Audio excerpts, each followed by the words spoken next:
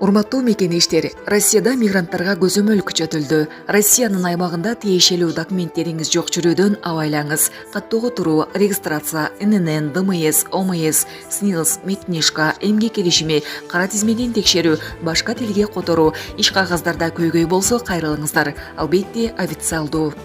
Урматтуу мекенеш, документиңизди тактап толуктап алыңыз. Байланыш номерибиз +7 906 875 15 15.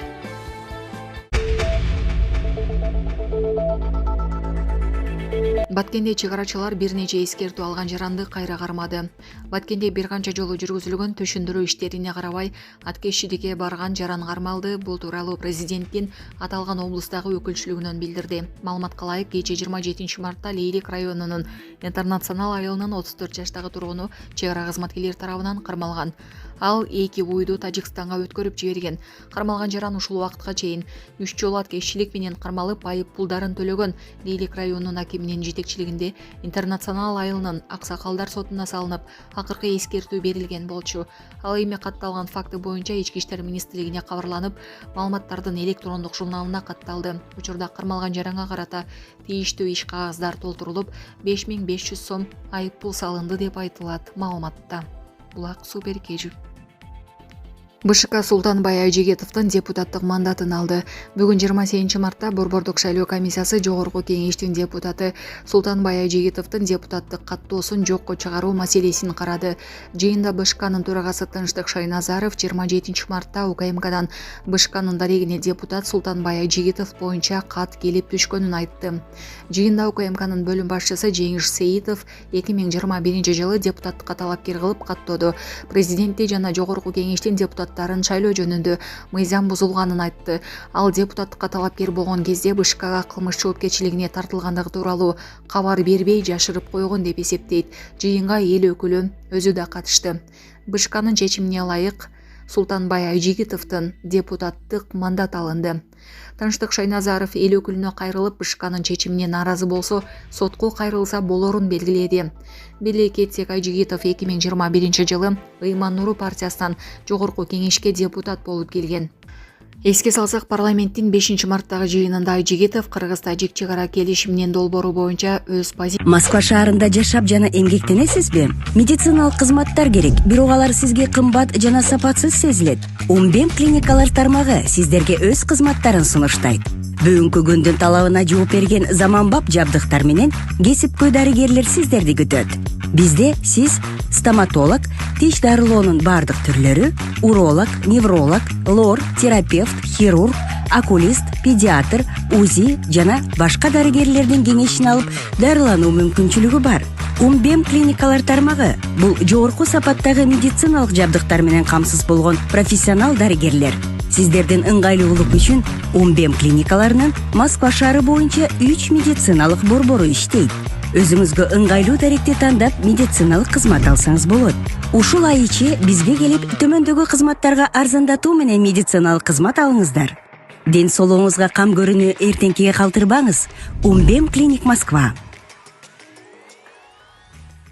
Позициясын билдирген. Эл өкүлү билдирүүсүнөн кийин кесиптештеринин талоонуна калып, Ыйман Нуру фракциясынын мүчөлүгүнөн чыгарылган.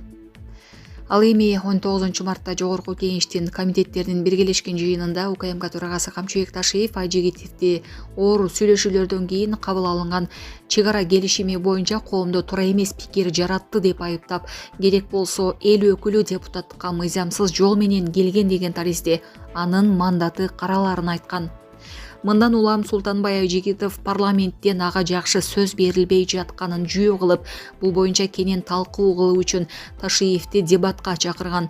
Анда УКМК башчысы өзүнүн ордуна аны менен дебатка БШК чыгарын айтып күлгөн. Булак Супер Кежи. Султанбай Айжигитов Ташиевдин үстүнөн президентке арызданганын айтты.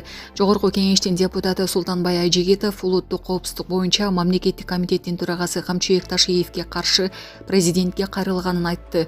Ал бул тууралуу Борбордук шайлоо комиссиясынын анын мандатын алуу боюнча чыгарган чечими тууралуу Азаттыкка комментарий берип жатып билдирди. Ал БШКнын чечими мыйзамсыз экенин, анткени бүгүнкү жыйынга соттуулугу жок деген Ички иштер министрлигинен тастыктама алып келгенин белгилеген. Мен Ташиевди кылмыш жоопкерчилигине тартуу боюнча президентке, башкы прокуратурага, жогорку кеңештин төрагасына арыз жазды. Анын кылган иштери кылмыш жаза кодексинин 4 иринеси, бийликтен аша чабуу, мамлекеттик сырды ачыкка чыгаруу, адам укугун бузуу жана конституцияны басмырлоого туура келип жатат. Азыр эми кандай болот көрөбүз деп келтирет анын сөзүн Азаттык. Айта кетсек, эл өкүлү бүгүн 28 марттагы БШКнын жыйынында мандатынан ажыратылды. Мындан 10 күн алдын Ташиев депутатка мандаты караларын эскерткен болчу. Тагыраак 19 мартта жогорку кеңештин комитеттердин биргелешкен жыйынында УКМК төрагасы Ажигитовду оор сүйлөшүүлөрдөн кийин кабыл алынган чек ара келишими боюнча коомдо туура эмес пикир жаратты деп айыптаган. Ошондой эле ал эл өкүлүнө 2017 жылы бир баланы урган үчүн кылмыш иши ачылганын, кийин депутат кылмыш жоопкерчилигинен кутулуп кеткенин айткан. Андан ары Ташиев сөзүн кийин Ажигитов шайлоого катышып жатып, ошол соттоолугу боюнча документтерди БШКга бергенин, андыктан анын мандаты мыйзамсыз болуп каларын айтып кошумчалаган.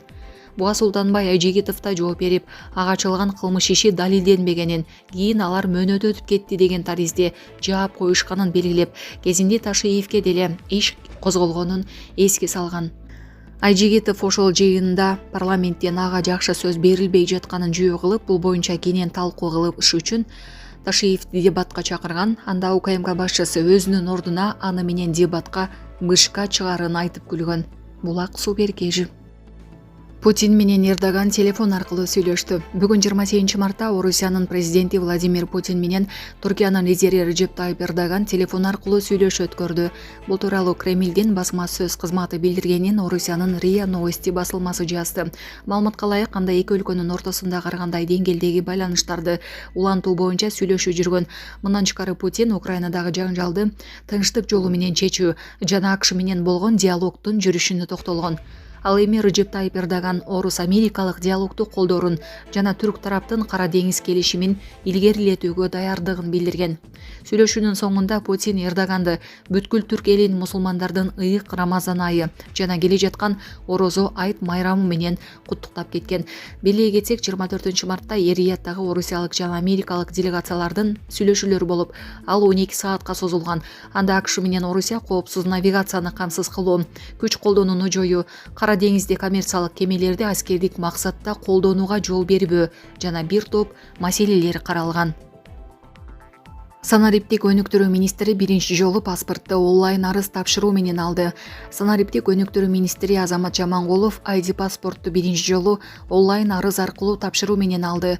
Бул тууралуу министр өзү социалдык тармактагы баракчасына жазды. Маалыматка ылайык, ага жаңы паспортун Кыргыз поштасынын кызматкерлери жеткирип берген. Салам достор, эсиңиздерде болсо, буга чейин президентибиз Садыр Нуркожоевичтин кызмат мамлекеттик ишканасынын IT борборуна болгон иш сапарынын алкагында мен ID паспортту алмаштырууга онлайн арыз берүү функционалын көрсөткөм. Менин жаңы ID паспортум даярдалып, Кыргыз поштасы ААКСынын кызматкерлери тарабынан кеңсеге түз жеткирилди. Калктын ыңгайлуулугу үчүн сервистерди жакшыртабыз деп жазды ал. Беле кетсек, онлайн ID паспортун алуу Садыр Жапаровдун кызмат мамлекеттик ишканасына жасаган сапарында презентацияланган. Эми кыргызстандыктар үйдөн чыкпай эле жаңы ID паспортун ала алышат. Булак суу беркежи. Кыйроолор бар. Мьянма жана Таиландда катуу жер титирөө катталды. Бул туурасында Маш Телеграм каналы билдирди. Маалымдалгандай, жер титирөөнүн күчү эпицентринде биринчисинде 7,7, ал эми экинчи рет 6,4 балга жеткен. Мьянмадагы жер титирөөдөн кийин куткаруучулар урандылардын астынан адамдарды чыгара башташты. Алар дайынсыз жоголгондорду издеп жатышат, жүздөгөн үйлөр талкаланган. Табигый кырсык бүткүл Мьянманы жана коңшу Таиландты титиреткен. Ири масштабтагы кыйроолор Мандалай жана Пегу шаарларында катталган деп айтылат маалыматта. АКШнын геологиялык кызматынын маалыматы боюнча, жер титирөө Сагаинг шаарынан 12 чакырым алыстыкта болгон. Ал коңшу өлкөлөр Бангладеш, Индия, Таиланд, Лаос жана Кытайда да сезилген. Ал эми Таиланддын борбору Бангкок шаарында да күчү Рихтер шкаласы болгон 5,7 балга жеткен жер силкинүү болгон. Көп кабаттуу үйлөрдүн үстүндөгү бассейндер чайпала төгүлүп, жаңы курулуштар урап түштү. Метро, коомдук транспорттор токтоду. Учактар артка кайтарылууда, жарандар коопсуз жайларга чыгарылууда. Кыйроолор көп деп айтылат маалыматта. Булак суу беркежи. болбой жатат. Трамп Вашингтонду өзгөртүүнү каалайт. АКШ президенти Дональд Трамп өлкөсүнүн борбору Вашингтонду коопсуз шаар кылуу буйругуна кол койду. Чет элдик басылмалар тийиштүү жарлык Ак үйдүн сайтына жарыяланганын жазууда. Американын борбору ар бир тургун жана турист өзүн ар дайым коопсуз сезе турган шаар болушу керек. Магистралдар, бульварлар жана парктар таза жана жагымдуу болушу кажет. Биздин өлкөнүн борбору баарыбызга таандык бир шаар. Америка элү үчүн, сыймык жана мамлекеттик кызматкерлер үчүн өз иштерин аткара турган коопсуз жай болушу керек. Бүгүнкү күндө ийгиликсиз саясаттан улам андай болбой жатат деп айтылат жарлыкта. Документте Вашингтонду кооз кылуу зарылдыгы баса белгиленген. Андыктан бул боюнча иш бир нече ведомстволорго тапшырылган.